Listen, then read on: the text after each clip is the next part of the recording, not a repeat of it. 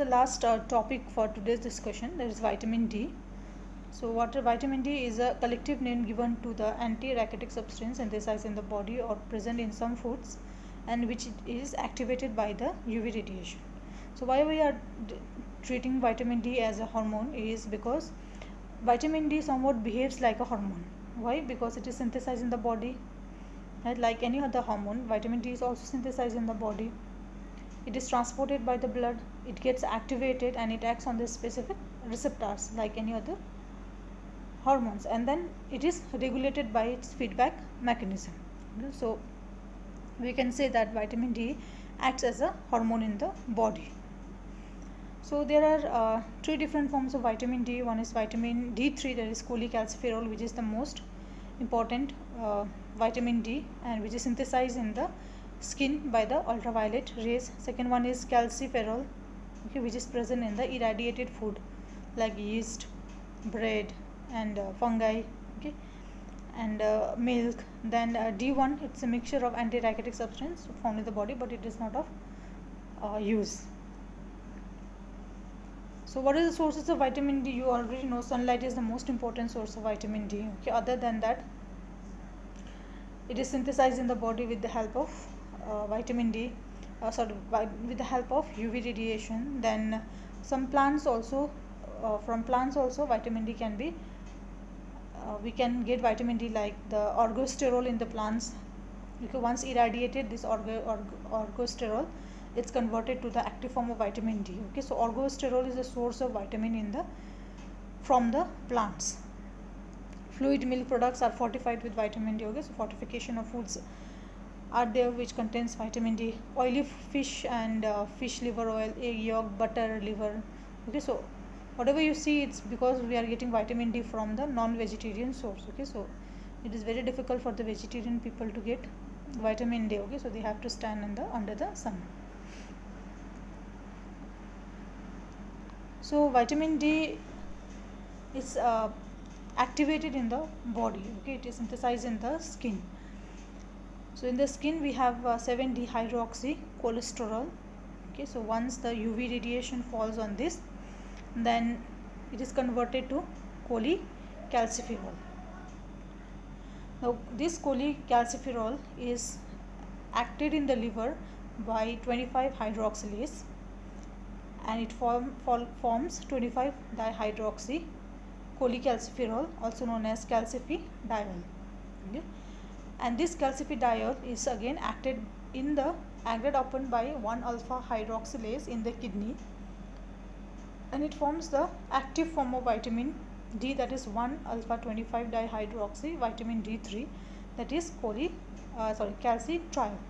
So you can see 7-dehydrocholesterol is acted upon by UV radiation to form cholecalciferol, which in the liver is converted to calcifidiol, one is 25-hydroxycholecalciferol, which in the kidney is acted upon by 1-alpha-hydroxylase and it forms 1-alpha-25-hydroxycholecalciferol, also known as calcitriol, okay.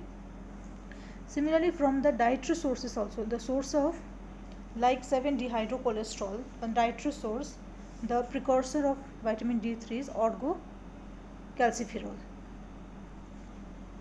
So orgocalciferol is converted in the liver to same thing, calcifidiol, which is converted to calcitriol, okay. So this vitamin D now acts on the vitamin D receptor which is present on the cytoplasm, okay. So it acts on the receptor, okay. Then the receptor vitamin D complex will enter the nucleus, okay. In the nucleus, the vitamin D receptor is complex with the retinoid X receptor, okay. So the receptor and the agonist complex will bind to the vitamin D response element, okay. Then it will after binding to the vitamin D response element, it will cause the transcription of messenger RNA and then cause gene expression, okay. So various genomic and non-genomic effects are produced. Genomic effects like target cell gene expression, different proteins are synthesized and different functions are taken up by the vitamin D.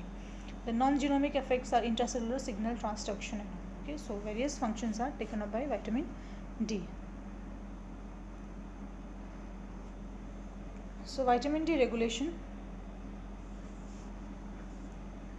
So how it is regulated? So parathyroid hormone, okay, we already told you that parathyroid hormone increases the release of vitamin D. So what parathyroid hormone does is it acts on the kidney and increases the 1-hydroxylase activity. So 1-hydroxylase causes increased production of active form of vitamin D, that is calcitriol, which increases calcium reabsorption from the intestine, absorption from intestine, calcium release from the bone, and loss of calcium from decreases the loss of calcium from kidney by causing tubular resorption of kidney.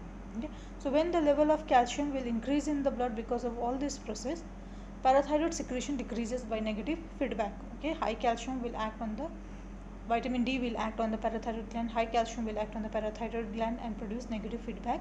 So 1-alpha hydroxylase activity will decrease, okay, and the calcium level will be maintained in the body. So low phosphate concentration also increases the 1-hydroxylase activity. Okay, and because vitamin D increases the phosphate reabsorption in the urine. Okay, so when vitamin D acts on the kidney, it will increase the resorption of both phosphate as well as calcium. As parathyroid hormone increases tubular reabsorption of calcium, but increases the excretion of phosphate from the body. But vitamin D causes the reabsorption of both phosphate and calcium. Okay. So what are the different actions of active form of vitamin D? Increases absorption of calcium and phosphate from intestine by increasing the synthesis of calcium channels and carriers, the calcium binding protein, which is known as calbindin, okay, by acting on the vitamin D receptor. Then it also enhances the recruitment and differentiation of osteoclast precursor for remodeling. So vitamin D, as I told once, it is bound to the receptor which is present on the osteoblast. Okay, so it causes the release of rank, as well as it causes the maturation and differentiation of the osteoclast. So that will increase the resorption of calcium and phosphate from the bone. It also helps in bone mineralization and induces the secretion of protein like osteocalcin. Okay, so also helps in mineralization of the bone. Okay, so they are very important for the bone remodeling process.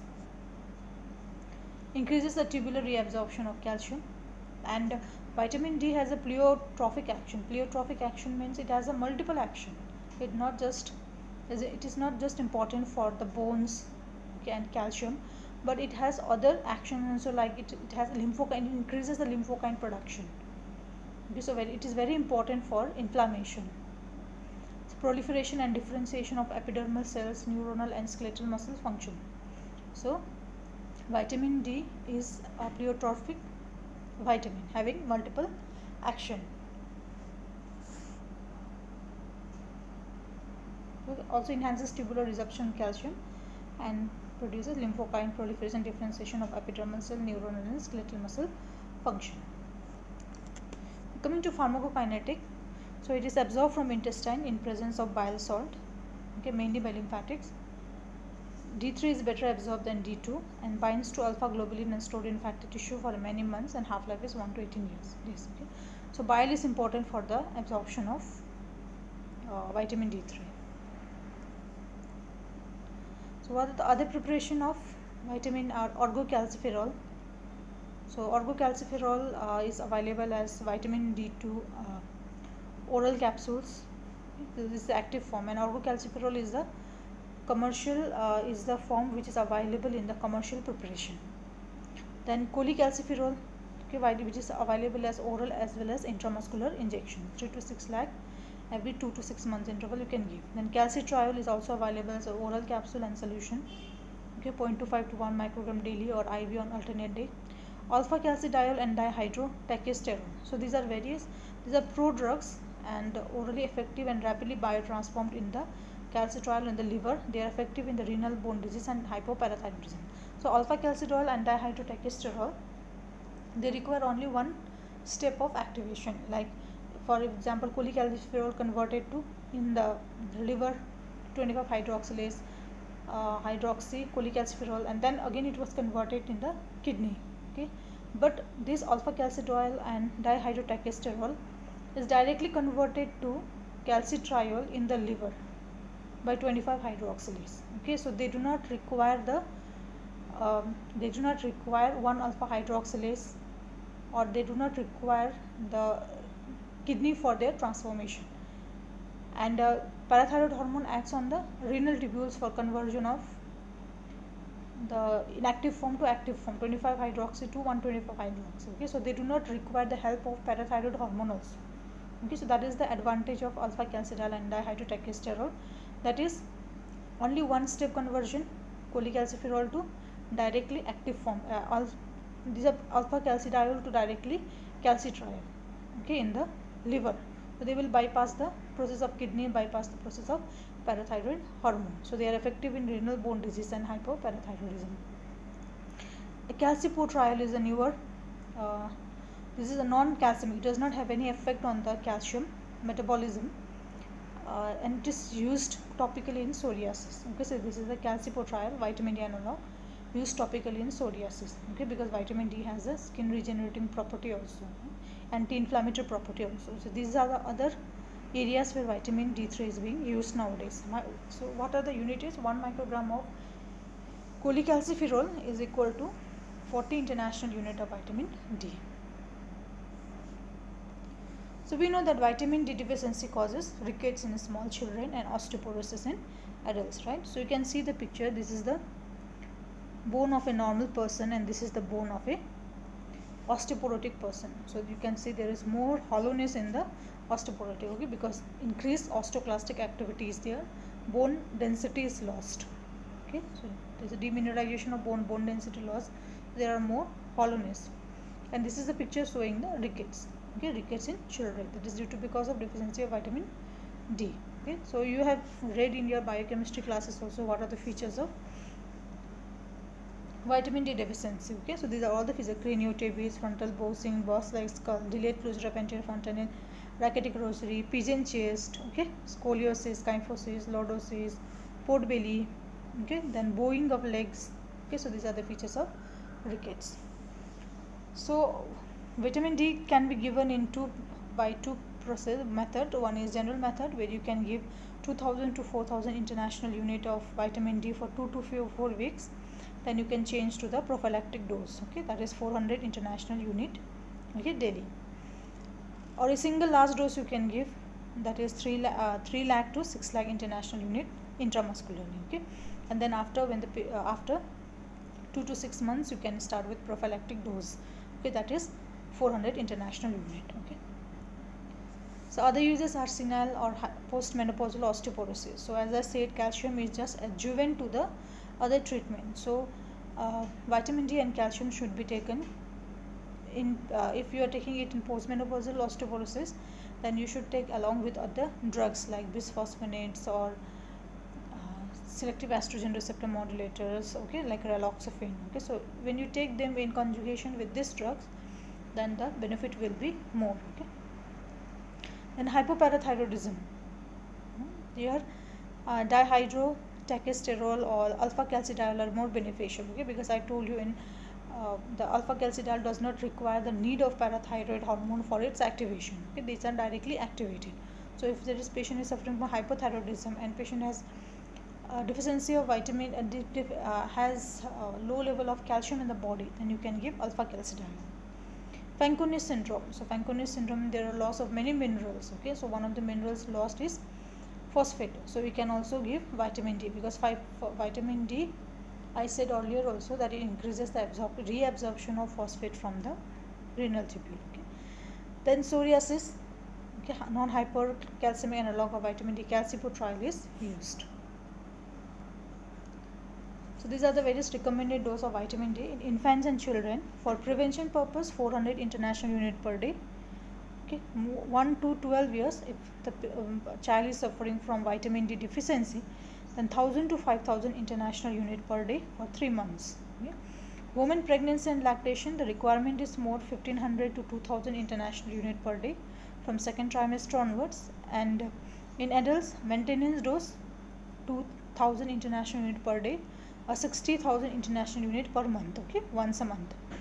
In adults who are having vitamin D deficiency, then 60,000 international unit per week for 8 weeks is given. So nowadays for corona also they are saying the vitamin D has a protective effect on the it has a prophylactic effect on the corona infection also. Okay, so many people are taking 60,000 international unit, okay, once a week. Okay, so this is one of the drug which was proposed to be preventing coronavirus during this epidemic, during this pandemic. So we know that vitamin D is a fat soluble vitamin. Okay, so there is hypervitaminosis also. Okay, so it is characterized by nausea, vomiting, excessive thirst, polyuria, anorexia, severe itching, joint and muscle pain, disorientation, coma, calcification of soft tissue, okay, like lungs, heart and blood vessels. So these are features of hypervitaminosis D. Coming to drug interaction, cholestyramine and liquid paraffin should not be given with vitamin D. So actually cholestyramine and liquid paraffin hampers the absorption of all the fat soluble vitamins. Okay, this should not be given with any vitamins. And phenytoin and phenobarbital, they decrease the sensitivity of the peripheral organs to vitamin D. Okay, so previously it was thought that these are hepatic enzyme inducers, so they will induce the metabolism of vitamin D and decreases the level, but now it is proved that it has nothing to do with metabolism. Phenytoin and phenobarbital, they decrease the sensitivity of the target sites to vitamin D. Okay, so that's why they should not be given with vitamin D. So coming to summary, so see, calcium is an important ion in the human body, constituting around 2% of the total body weight, right? So calcium level in the body is regulated by different hormones, and vitamin D, it is regulated by parathyroid hormone, and vitamin D, which increases the concentration of plasma concentration of calcium, whereas calcitonin decreases the plasma concentration of calcium. Okay, so there is a recombinant human parathyroid hormone which is used for senile osteoporosis. Then active form of vitamin D is calcitriol, but vitamin D2 and D3 both can be used. Okay, so other preparation are orgocalciferol, alpha calcitriol, calcipotriene. So calcipotriene is now being used for psoriasis. Okay, so vitamin D3 is used in rickets, postmenopausal osteoporosis and hypoparathyroidism. So thank you.